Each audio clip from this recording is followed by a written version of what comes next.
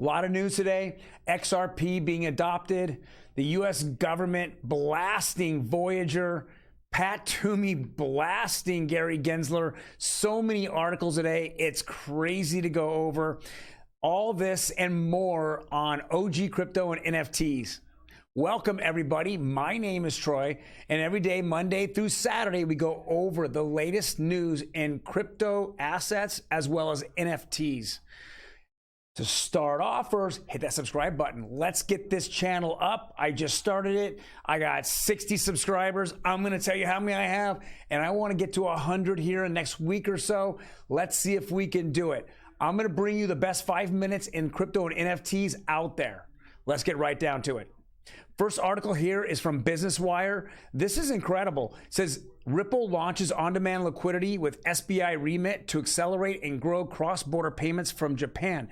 So Japan and the Philippines, which there's a lot of Filipino workers in Japan, they send money back when they're working in Japan back to the Philippines. Well, now it seems like they have brought in the Ripple network and ODL, or on-demand liquidity, and now they can easily shift that money or send that money right back from Japan right over to the Philippines. Right now, it's costing a little over 10%. Imagine it being pennies per transaction. Let's read what it says right here. With the support of the SBI remit and Ripple, we're looking forward to enabling greater customer experiences by bringing faster and cheaper cross-border payments between Japan and the Philippines, taking a step closer towards revolutionizing the financial system. This is what Ripple has been talking about now for 10 years. And now we keep seeing this adoption happen over and over. It's been in smaller companies, but now we're seeing it in big companies. Look at Japan. It is now really adopting the RippleNet ledger as well as on-demand liquidity and using XRP as a remittance payments between. I'm excited. I think XRP is the future of the financial system, or one of the futures of financial system. We're going to see this adoption continue. Next article, U.S. government bodies blast Voyager, false and misleading statements on deposit insurance. So the FDIC, so now we know Voyager's in court right now. They're in bankruptcy court. And now they're trying to tear apart what actually Voyager's doing. So Voyager's just trying to restructure and get out of it the cheapest and fastest way. And then they leave the bill hanging with all their creditors, including all the investors that put money into them. But there's a lot of things that they had said on their website and to people when they invested. One of them was that the FDIC was insuring these deposits, and the FDIC says that is a false claim. And in bankruptcy court, they're telling the bankruptcy judge as well as a trustee, they are actually got clients and got investors to invest because of false claims. This is going to be huge. That's going forward here. Now, this bankruptcy is going to take a while, and before they can get into fraud and everything else, this is the first steps of why people put so much faith in it, because they were trusted because of that big FDIC logo that's sitting on top of their website. Next article here, it says the price of Ethereum original coin soars as crypto miners flock to ETC ahead of Looming merge. Well, this is interesting. You know, when they go from proof of work to proof of stake, you don't need miners. So proof of stake means that those transaction fees that the miners typically got will now go to the stakers or the staking firms. And so that's where we're going to see, ETH 2.0, which is now being staked for anywhere between, I've seen it 4% to 8 or 9%. Well, once it moves over, it will jump to about anywhere from 8 to maybe 12 up to 15%, because all those fees now are going to the staking companies. Now, we won't discuss if that's a security or not, which seems like a definition of security. But what's happening is that now some of these miners are revolting and saying, hey guys, screw you. We want to stay on proof of work. Well, where can they go to proof of work? The Ethereum Classic. This is what they're going to. And we've seen it clearing Ethereum Classic, the coin, almost double. I think it almost doubled or more just recently and within the last 72 hours, because they all want to move over there and they want to continue doing proof of work. Now, I don't know if this is sustainable. I don't know how this is all going to work. There's Ethereum. Vitalik hasn't said anything.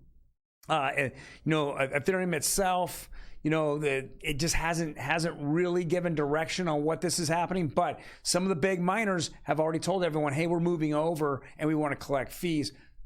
Stay tuned to see what's going to happen here. Next article is actually very interesting. It's Toomey blames the SEC for crypto lending platform crisis. Oh, where do I start here? This is ridiculous. So let's go over some of the companies that the SEC went after. Okay, they went after Library, which they actually attacked Library and had a lawsuit Library after the Ripple case. So the Ripple case happened with Jay Clayton right days before he left. He just went ahead and put that lawsuit out by the SEC to Ripple and XRP, and then Library happened just months later. So those two are going down this road. They also went after BlockFi. Now it's very interesting. Why did they go after these? Let's really take a deep dive into this. If you're the SEC, right, and you're looking at people frauding, or companies frauding people, like lending companies, like Voyager that we just talked about, like Celsius, like BlockFi, like Three Arrows Capital, why didn't the SEC go after any of those? If you were to accumulate their wealth and throw Terra Luna and UST on top of it, that's $100 billion. And the SEC did virtually nothing about it. So now we're leaving billions of dollars to U.S. investors that are sitting here, have to sift through bankruptcy court to get only a little percentage. But who'd they go after? Library? Seriously? Library, Ripple, and XRP? Name one XRP. Here we go. Let's just do this. SEC, name one XRP investor that you're going to put in your lawsuit against Ripple. Name one. But there's 69,000 that are represented by John Deaton that are telling you you're full of shit. SEC, you're full of shit. Who are you protecting? You're not protecting the investors. They're going after you, SEC. This is unprecedented. And you keep losing in court. All your objections, and you're trying to hide evidence, is all being stopped by the judges. This is ridiculous. Instead of going after the real criminals, right? The criminals that were out there, that really screwed the clients. No, let's go ahead and fight Ripple.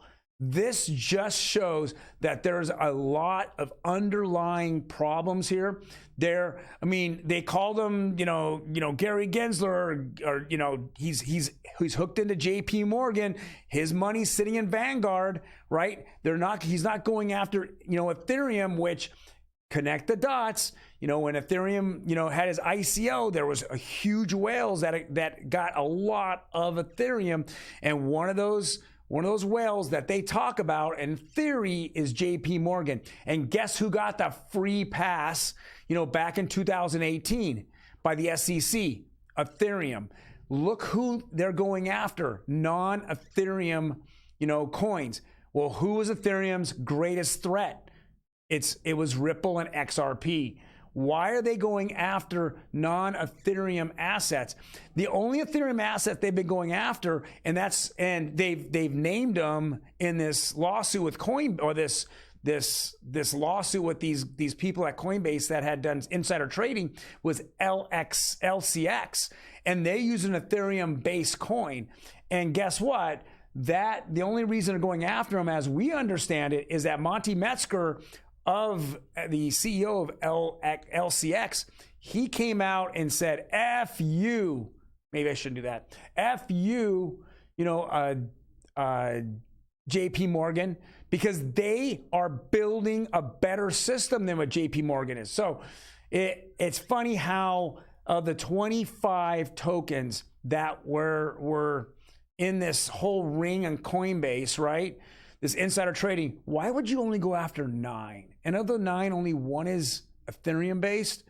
There is something that needs to be investigated. And Toomey here is sick of it. He's going after it. So let's read what he put here. An official letter from Toomey to the SEC Chairman Gary Gensler, dated July 26, suggests that the commissioner's inability to clarify how it would apply existing security laws to digital assets and services drew undesirable repercussions.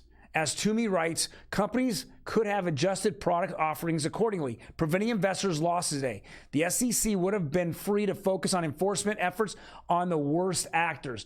Let's read above that. According to Senator Pat Toomey, the famous for his vocal support of the crypto industry, the United States Securities and Exchange Commission, the SEC, would have prevented losses of $12 billion in assets by investors alone with Celsius. But not one investor has gotten hurt by Ripple. You think about that. You think about what all these backroom, handshakes are. What's going on, Gary? They're going after you. Your day will come. You are not here to be the king of crypto. You're not. You're not. And we're going to see it happen. And now you have, Tom Emmers, now Pat Toomey, they're all going to be looking and going after you, right? You're going to see a day coming up. You didn't even show up at this financial committee, financial asset committee. You didn't even show up, and the Republicans demanded it, and the Democrats let you off the hook. What's really going on here? Why don't you answer some questions? You've been attacked. This week alone, you've been attacked by 69,000 XRP holders with John Deaton. You've been attacked by the FTC, whatever, her FAM from FCTC. I can't remember. She attacked you, saying that we should be overseeing crypto, not you. You have so many people this week have just been very unhappy with you. So I digress. I'm gonna move on here, but this is just happened yesterday, and I'd like to see something happen. Next is Schwab Asset Management to list crypto ETF on New York Stock Exchange. This is interesting. So they're not actually doing anything that's crypto related, no NFTs, no, metaverse plays. They're listing a group of companies that actually are going to utilize the metaverse and NFTs and crypto assets in the future, and they see these companies utilizing it throughout their entire business. So they're listing them as a group of people, a group of companies, in which then you can then invest on we call it a crypto ETF. This is the first of its kind. Charles Schwab's getting into it. The adoption is clear, and it's here. Next article is the city of Miami to launch 5,000 Ethereum NFTs with Time, MasterCard, and Salesforce. Just more adoption. I love this mayor, Francis Suarez. He's fantastic. I just saw him on an interview.